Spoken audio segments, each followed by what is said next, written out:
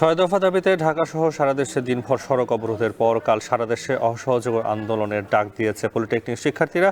এই বিষয়ে বিস্তারিত জানাতে রাজধানী রাস্তা থেকে যুক্ত হচ্ছেন রকিবুল রাহাত। যুক্ত হচ্ছে তার সাথে রাহাত। শিক্ষার্থীরা কি সড়ক থেকে সরেছেন কিনা জানাবেন। এছাড়া যানজট পরিদর্শক আন্দোলনে কি ধরনের কর্মসূচি পালন করবে তারা?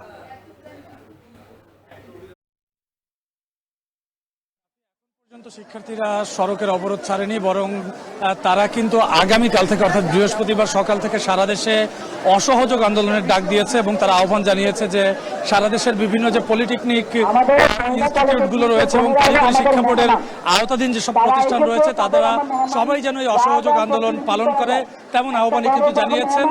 এর ঠিক আগেই অর্থাৎ শিক্ষার্থীরা এই আহ্বান জানানোর কিছুক্ষণ আগেই কিন্তু কারিগরি শিক্ষা বোর্ডের যিনি চেয়ারম্যান রয়েছেন সেই চেয়ারম্যান এই জায়গাটিতে আসেন এবং তিনি এসে শিক্ষার্থীরা যে ৬ দফায় আন্দোলন করছেন সেই ৬ দফাকে যৌক্তিক বলে তিনি মেনে নেওয়ার আশ্বাস দেন, কিন্তু শিক্ষার্থীদের পক্ষ থেকে বলা হয় কোনো ধরনের আশ্বাসে তারা আর সড়ক ছাড়বেন না।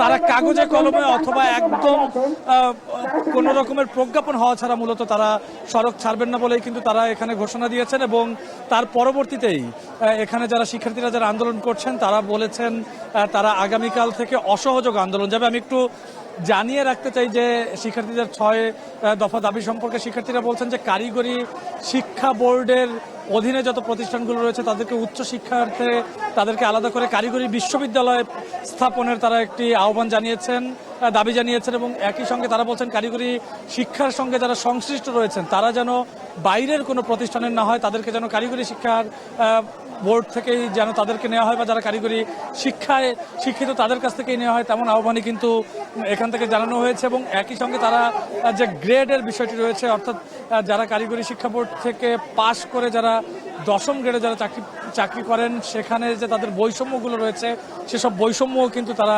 নিরসনের কথা এখান থেকে বলছেন। এবং আজকে সকাল 10:30 থেকে ৭ রাস্তা সড়ক অবরোধ করে আন্দোলন শুরু করে শিক্ষার্থীরা এবং এই ৭ রাস্তার আশপাশের যে সড়কগুলো রয়েছে এবং এই সড়কটি সহ আশপাশের সড়কগুলোতে কিন্তু যান চলাচল বন্ধ হয়ে যায়। আমরা কিছুক্ষণ আগ পর্যন্ত দেখছিলাম যে এই সড়কটি দিয়ে যারা যাতায়াত করেন তারা কিন্তু বাস থেকে নেমে বা গাড়ি থেকে নেমে পায়ে হেঁটে মূলত এই পথটি পার হয়েছেন এবং তাদেরকে দীর্ঘক্ষণ যানজটেও আটকে থাকতে হয়েছে, সেটি তারা ভোগান্তির বলছেন।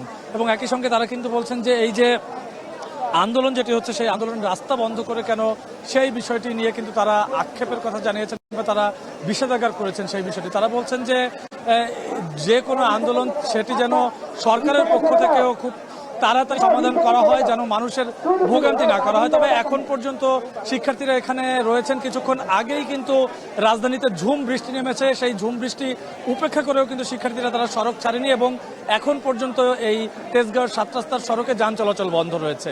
এই ছিল তেজগাঁও থেকে আমার কাছে সবশেষ। নাফি, পলিটেকনিক শিক্ষার্থীদের আন্দোলনের খবর জানাতে যুক্ত ছিলেন রকিবুল রাহাত। এদিকে কারিগরি